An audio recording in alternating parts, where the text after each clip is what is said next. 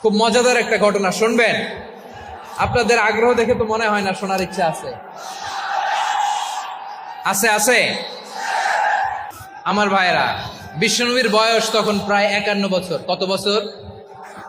বিশ্বনবীর সবচেয়ে কাছের মানুষ খাদিজা রাদিয়াল্লাহু তাআলা আনহা ইন্তেকাল করেছেন। বিশ্বনবী বড্ড কষ্ট পেলেন, হৃদয়টা ভেঙে খান খান।